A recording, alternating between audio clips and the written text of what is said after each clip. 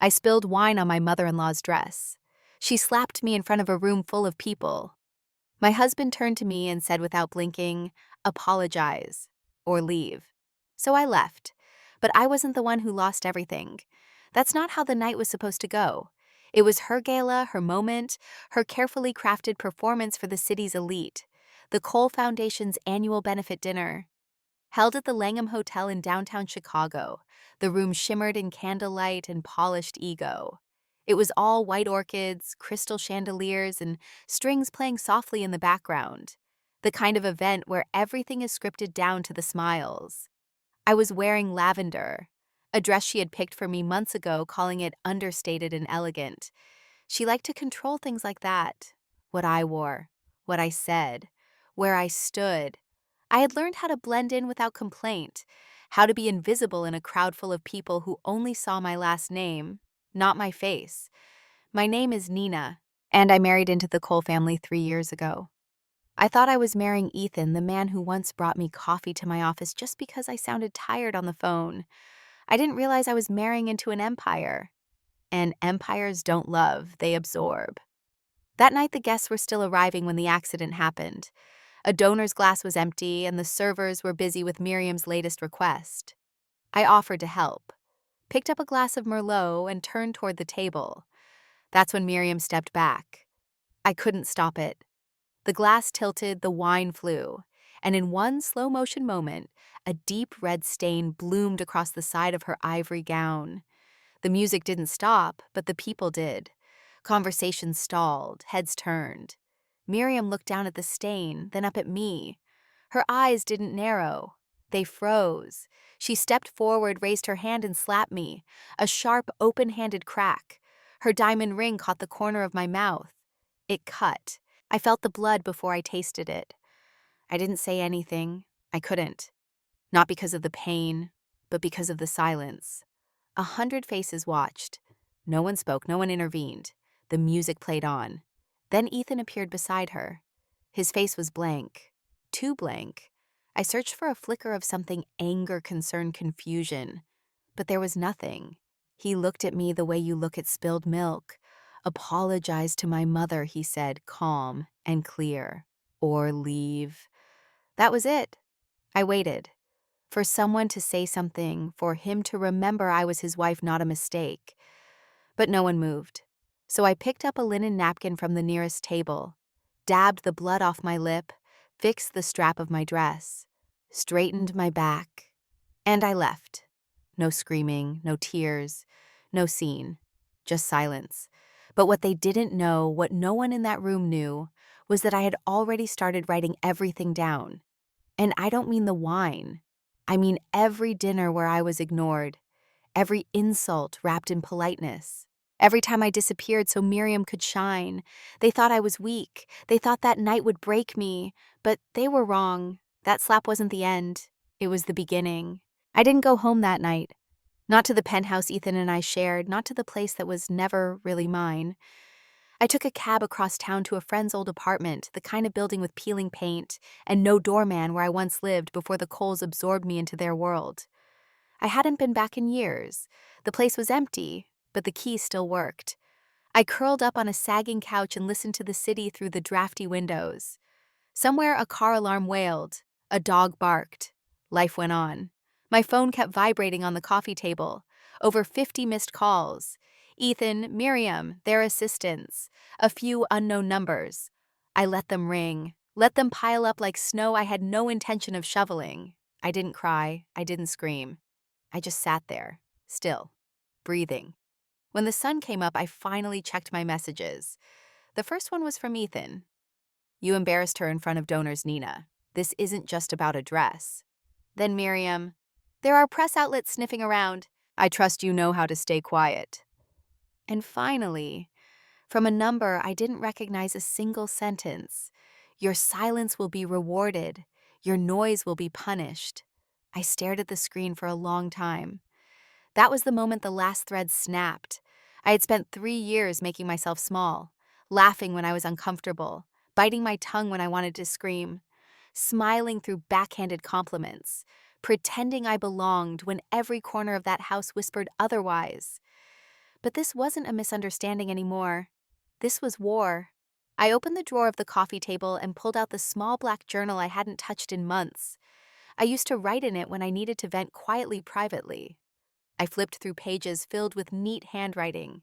Entries like March 12th, Miriam told a donor I was a scholarship wife, said it with a smile like it was charming.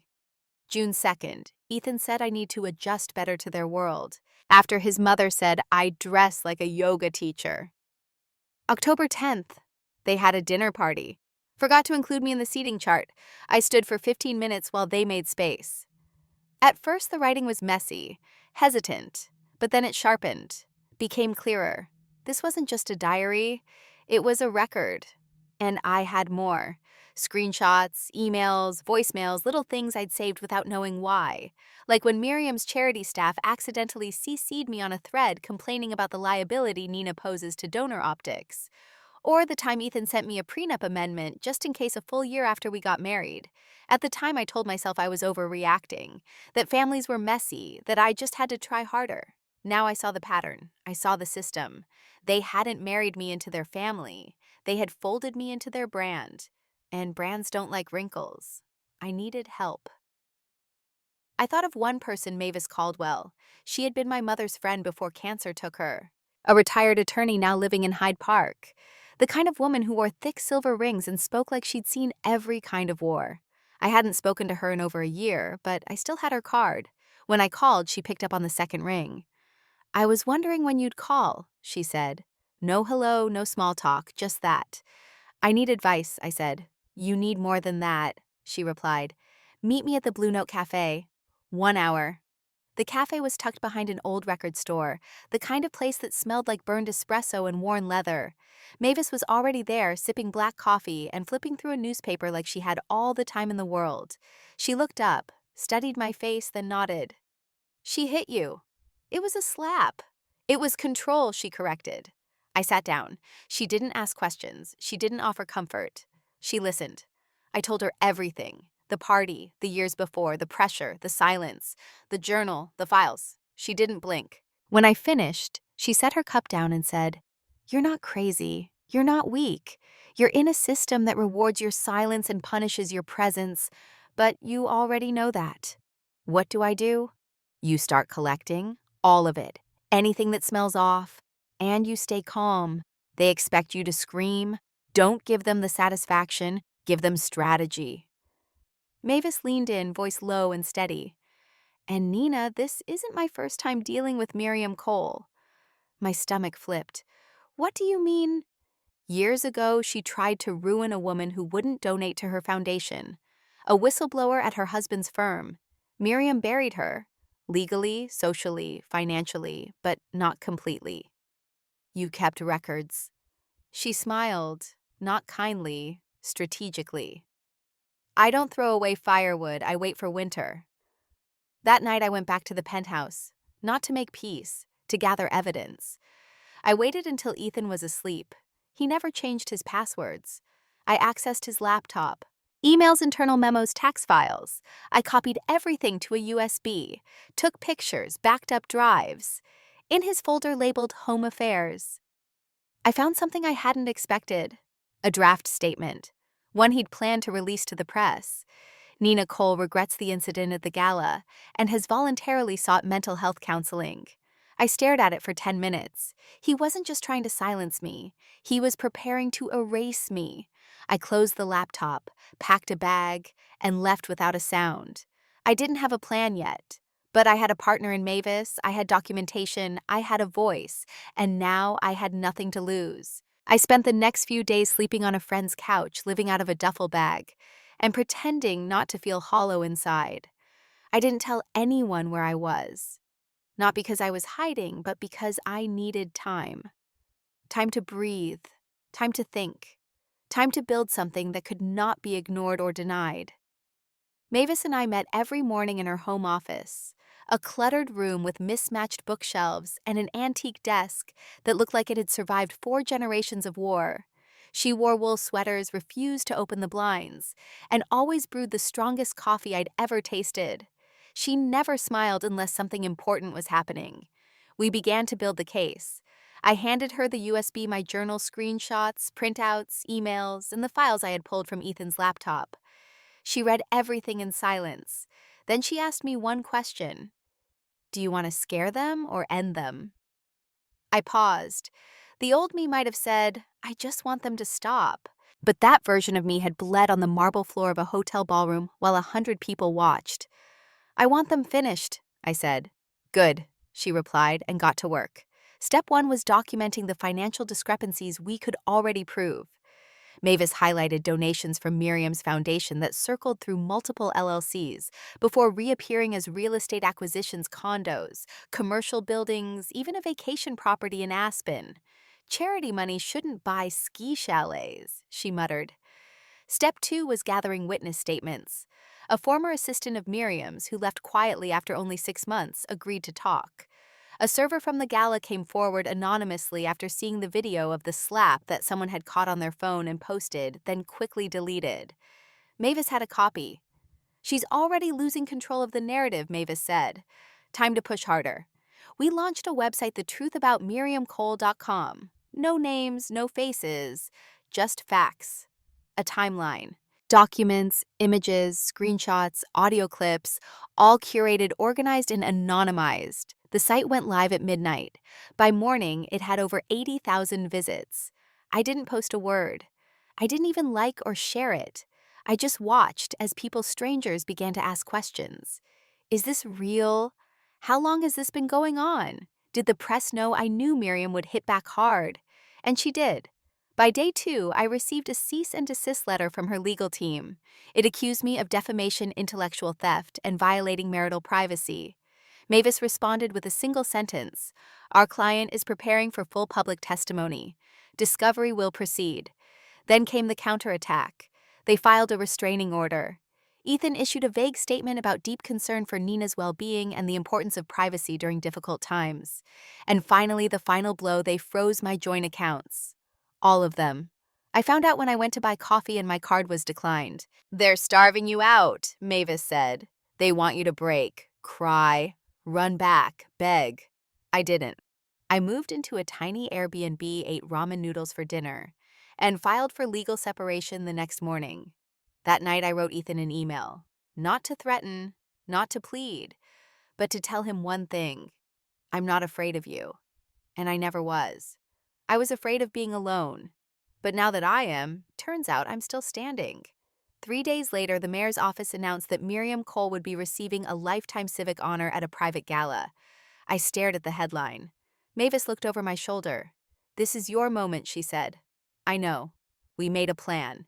At 7:45 p.m. on the night of the gala, while the ballroom filled with donor city officials and reporters, I sat 2 blocks away in a cafe sipping mint tea and watching the clock.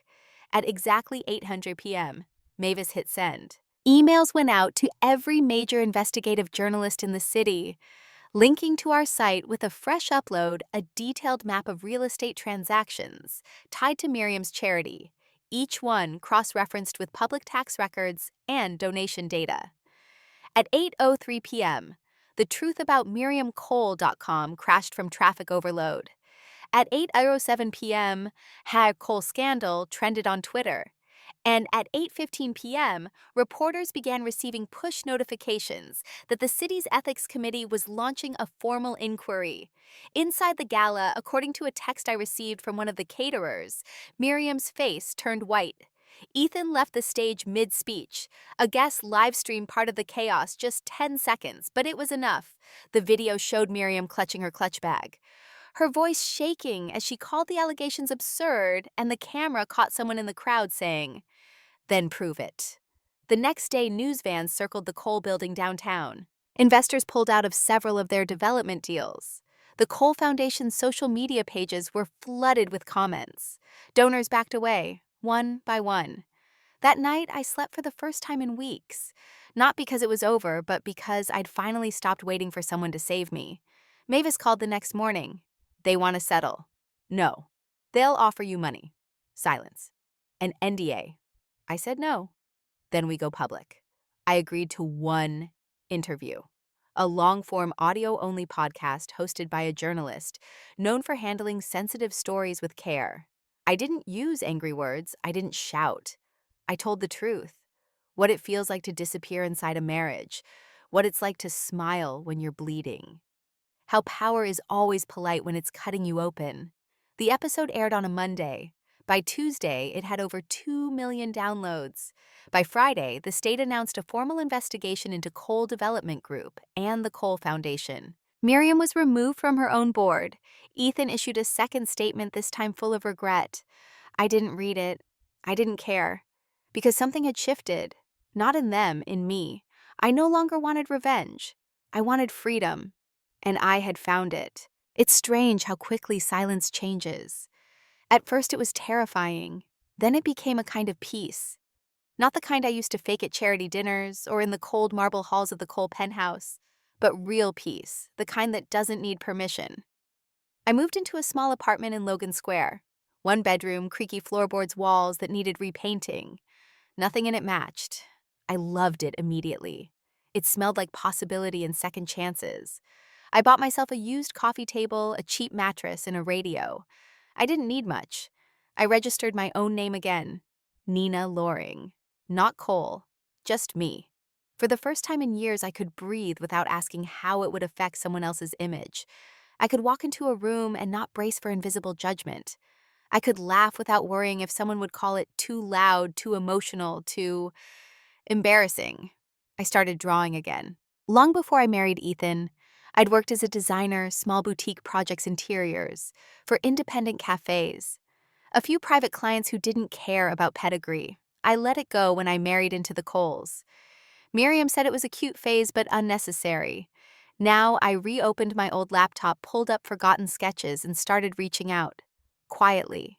Consistently. Within a few weeks I had 3 small clients. Word spread.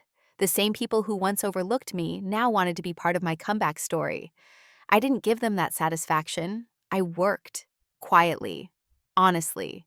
Without performance. The media storm around Miriam didn't die. Not completely. The ethics committee published a full report. It detailed years of mismanaged funds, improper board approvals, and personal gains disguised as infrastructure development. Several board members resigned. Major donors pulled out.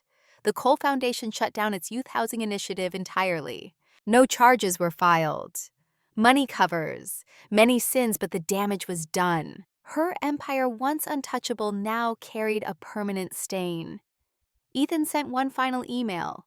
It was long, rambling, apologetic in the way only men like him know how to be, where every sorry still protects the speaker's pride. He said he didn't know how bad it had gotten, that he never meant to hurt me, that he hoped someday we could speak as friends. I didn't reply. Some things don't need closure. Some doors need to stay closed. But I did visit someone. I took the train to the edge of the city and walked 5 blocks to a small cemetery. The path was lined with dry leaves, the kind that crunch like old bones beneath your feet. My mother's grave was tucked beneath an elm tree, simple and unadorned. I stood there a long time. I left, I whispered. The wind answered. They tried to bury me, and for a while I let them. I wore the right dresses. I said the right things. I smiled through every dinner, every insult. I thought if I kept my head down, I'd survive. I thought silence was survival. I knelt down, pressing my hand to the cold stone. But you were right. Silence doesn't keep you safe. It just keeps you invisible. I left a single lily on the grave, white like the one she used to keep in our old kitchen window. When I got home that night, I made tea, sat by the window, watched the traffic below. There were emails to answer, invoices to send, clients waiting. Life was moving again, steady, real. I thought about the girl I used to be, the one who stood with a bleeding lip and a trembling heart in the middle of a glittering ballroom, too stunned to scream, the one who kept waiting for someone to stand up for her. She was gone now. In her place was someone else, someone I'd built, piece by piece, not perfect, but whole. A few days later, I received a package, no return address. Inside was a single folded note, handwritten, "People like her don't fall easy, but when they do, they fall hard. Thank you for pushing." Taped beneath it was a flash drive. I never found out who sent it, but the files on it internal messages from Coal Development Group, emails between Miriam and city officials, promises, bribes, leverage. I sent it to Mavis. She called me an hour later. "You're a magnet now," she said. "People who were too scared to speak are finding their voice through you." I didn't want to be a symbol. You're not. You're a blueprint. The next week, I was invited to speak at a local women's group, not as a victim, not as a headline, but as a survivor. I stood in a room full of women aged 40, and up some divorced, some widowed, some still figuring it all out. I told them my story, not just the slap, but the quiet ways power tries to erase you, the moments you shrink, the words you swallow, the names they call you without speaking. And I told them what I'd learned, that dignity isn't given, it's reclaimed. That sometimes the bravest thing you can do isn't fight, it's walk away. And that silence might keep you safe for a while. But your voice, that's what sets you free. I ended with the same words my mother used to tell me when I was 12 years old, hiding in the bathroom after a bad day at school. If they won't make space for you, build your own table.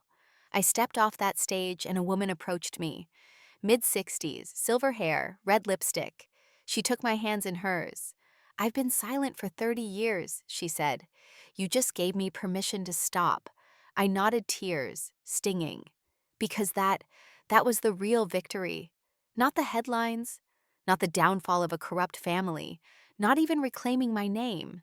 The victory was being seen, heard, whole, and alive.